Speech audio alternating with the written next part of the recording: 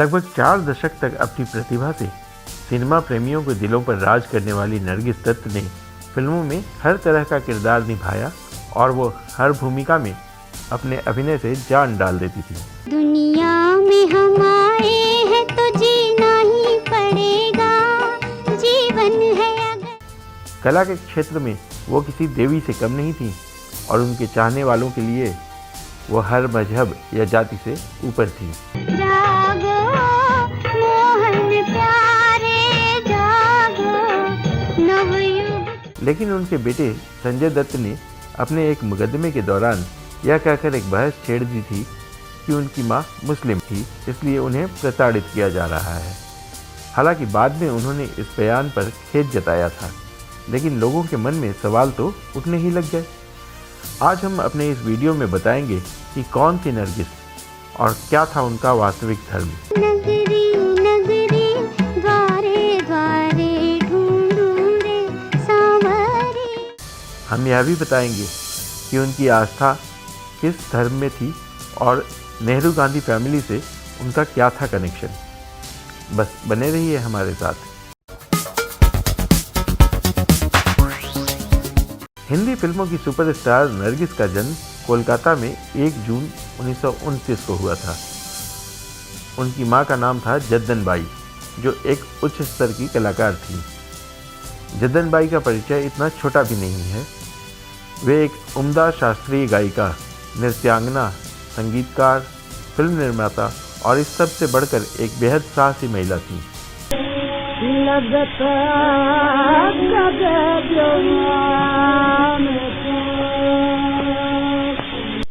Jaddan by का परिचय एक और इतिहास से जुड़ा है। उनकी मां दलीपा बाई इलाहाबाद के पास मेजा में रहने वाली एक ब्राह्मण कन्या थी।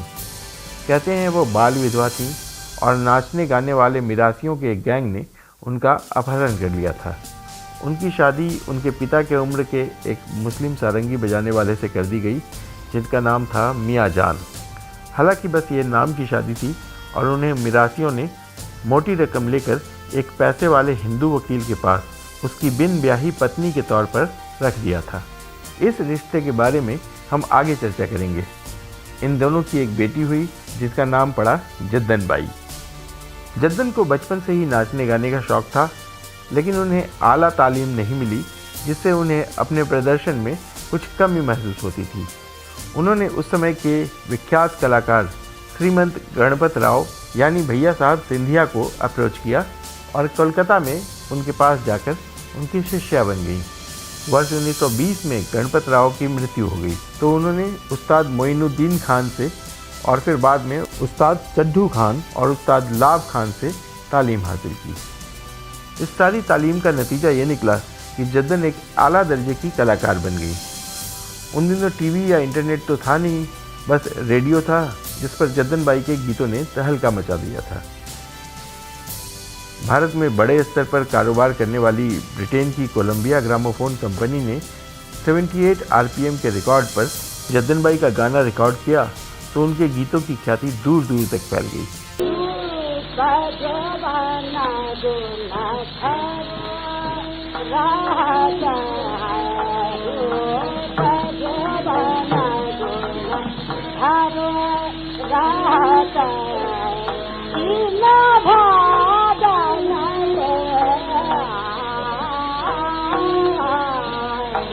उनकी शोहरत का आलम यह था कि उन्हें बड़े बड़े राजा महाराजाओं के दरबार और नवाबों की महफिल में गाने के लिए बुलाया जाता था।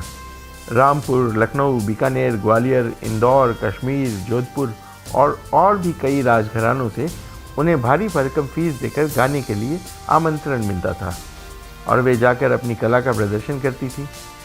इस बीच जद्दन को कोलकाता के एक गुजराती व्यापारी नरोत्तम दास खत्री यानी बच्ची बाबू से इश्क हो गया। बच्ची बाबू ने इस्लाम धर्म अपना लिया और अपना नाम रखा मोहम्मद नज़ीर हुसैन। दोनों ने शादी कर ली और एक बेटा हुआ अख्तर हुसैन, जो बाद में एक मशहूर कलाकार और निर्देशक बने। लेकिन ये शादी ज़्यादा दिन नहीं चली। जद्दन बाई ने दूसरी शादी की एक हारमोनियम बजाने वाले उस्ताद इरशाद मीर खां से। इस शादी से हुए बच्चे का नाम रखा गया अनवर हुसैन, जो सन 1940 के दशक से 80 के दशक तक हिंदी फिल्मों में मशहूर चरित्र अभिनेता रहे। मारपीट से बात बिगड़ सकती है। मैं उसे प्यार से, दुलार से दवा पिलाकर उसकी समझदारी और होशियारी को धीरे धीरे खत्म कर रहा हूँ।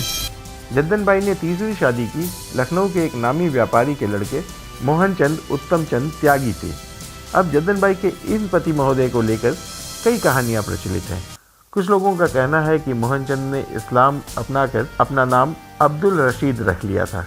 कुछ लोगों का यह भी कहना है कि अपने नए पति के साथ जद्दन बाई ने हिंदू धर्म अपना लिया था, क्योंकि कुछ आधिकारिक दस्तावेजों में भी उनका नाम जया देवी त्यागी पाया गया है।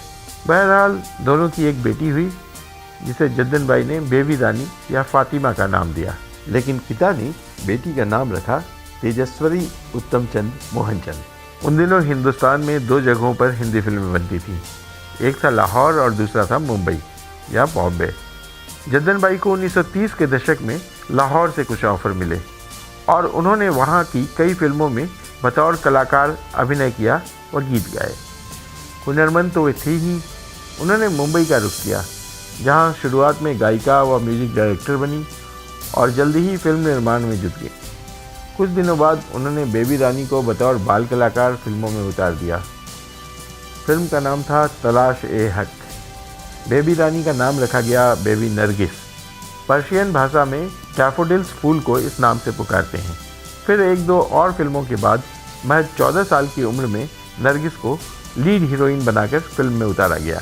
फिल्म थी सन 1943 में आई महबूब खान की तकदीर। जाने वाले आजा, तड़पाने वाले आजा, जिसके हीरो थे मोतीलाल। फिल्म सुपरहिट हुई और इसके बाद तो नरगिस का जादू दर्शकों पर ऐसा सर चढ़कर बोला कि एक के बाद एक हिट फिल्में उनकी झोली में गिरती चली गई। फिल्म मेला और अनोखा प्यार में उनकी जोड़ी दिलीप कुमार के साथ बनी, जबकि आग में राज कपूर के साथ।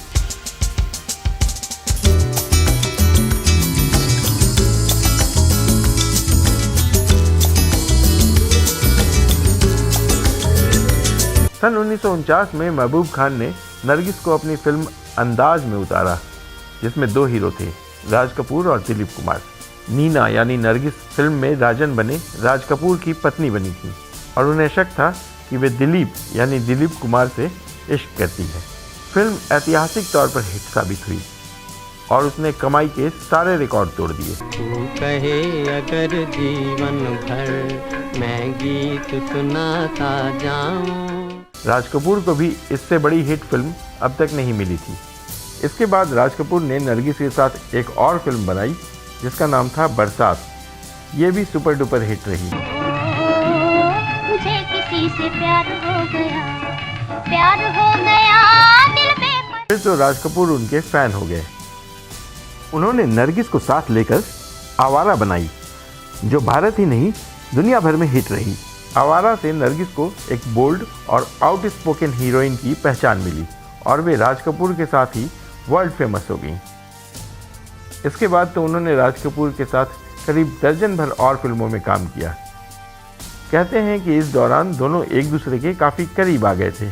प्यार हुआ इकरार हुआ है, प्यार से फिर क्यों डरता है दिल। लेकिन राज कपूर अपनी पत्नी कृष्णा को छोड़कर उनसे शादी करने के पक्ष में नहीं थे और नरगिस को दूसरी औरत बनकर रहना मंजूर नहीं था।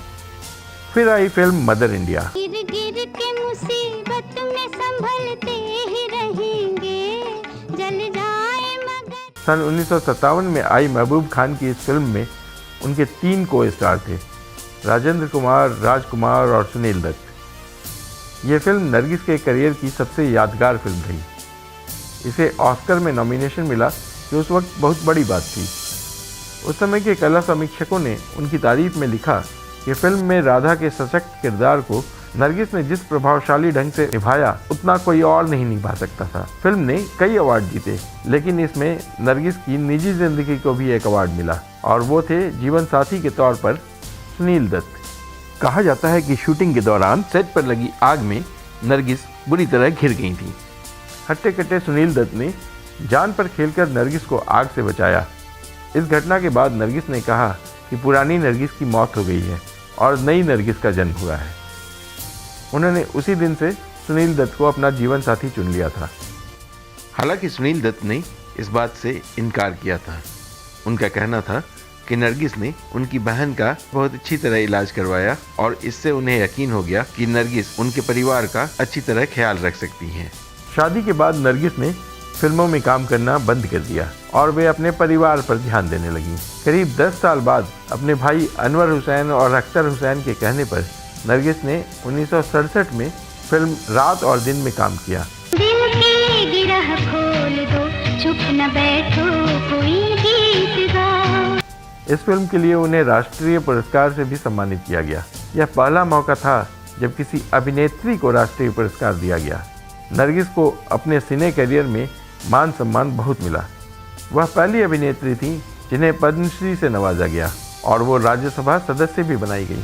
प्रधानमंत्री इंदिरा गांधी से वो काफ़ी करीब थी और सिनेमा जगत में चर्चा थी कि दोनों में खून का रिश्ता है। कहा जाता है कि नरगिस की नानी दलीपा बाई जिस वकील की दूसरी पत्नी के तौर पर रहती थी वो कोई और नहीं बल्कि तत्कालीन कांग्रेसी नेता और इंदिरा गांधी के दादा मोतीलाल नेहरू थे। विकिपीडिया समेत कई वेबसाइटों और किताबों में भी इसका जिक्र है। बहरहाल इस दावे में कितना दम है ये तो नहीं पता, लेकिन इतना जरूर है कि इस पूरी कहानी में नरगिस और उनके पुरखों की बार बार हिंदू और मुस्लिम धर्म के बीच चलती और आपस में मिलती आस्थाओं का असर उनके पूरे परिवार पर पड़ा। जैसा कि नरगिस ने भी एक बार कहा था कि कलाकार की कला धर्म और जाति से परे होती है। नरगिस को स्टेज 4 का कैंसर डिटेक्ट हुआ तो इलाज के लिए उन्हें अमेरिका के स्लोन कैटरिंग अस्पताल ले जाया गया। जब वहाँ भी डॉक्टरों ने हाथ खड़े कर दिए तो उन्हें वापस ले आया गया। वो अपने बेटे संजय दत्त से बेहद लाड रखती थी और उनकी इच्छा थी कि उसकी पहली फिल्म रॉकी के प्रीमियर पर जरूर जाएं, लेकिन कुदरत को कुछ और ही मंजूर था। फिल्म के प्रीमियर के लिए 8 मई 1981 की तारीख रखी गई और नरगिस 3 मई को ही दुनिया से सदा के लिए रुखसत हो गई। उनकी मौत के बाद उनके शरीर को उनकी मां जद्दन बाई की कब्र के पास मुस्लिम रीति रिवाज से दफना दिया गया। अब सवाल यह उठता है कि सुनील दत्त की ऐसी क्या मजबूरी थी कि उन्होंने अपनी हिंदू पत्नी को मुस्लिम रीति से दफना दिया। मीडिया रिपोर्ट्स की माने तो नरगिस को आग से डर लगता था और उन्होंने स्लोन कैंसर अस्पताल में सुनील दत्त साहब से कहा था कि उनकी मां के पास ही उन्हें दफनाया जाए और पत्नी की इच्छा का सम्मान करते हुए सुनील दत्त साहब ने ऐसा किया। हालांकि कुछ मीडिया रिपोर्ट्स बताते हैं कि ऐसा नरगिस के भाइयों अख्तर और अनवर हुसैन के दबाव में हुआ था। रिपोर्ट के मुताबिक नरगिस ने सुनील दत्त से शादी तो कर ली थी, लेकिन उनके सौतेले भाई उन्हें हिंदू मानने को तैयार नहीं थे। कहा तो यह भी जाता है कि जब दोनों शादी करके नरगिस के भाइयों से मिलने गए थे तो उन्होंने यह कहकर दरवाज़ा तक खोलने से मना कर दिया था कि देर रात हो गई है, अब सुबह आना।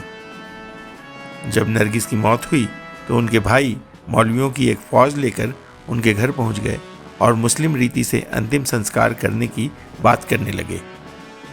आप देख सकते हैं कि जब नरगिस दत्त की अर्थी निकल रही थी तो मुखाग्नि देने और अस्थि लाने के लिए प्रयोग होने वाला कलश भी साथ ले जाया गया था, लेकिन नरगिस के भाइयों ने अर्थी को जनाजे में बदलवा दिया और सुनील दत्त ने हंगामे के डर से उनकी बात मान ली।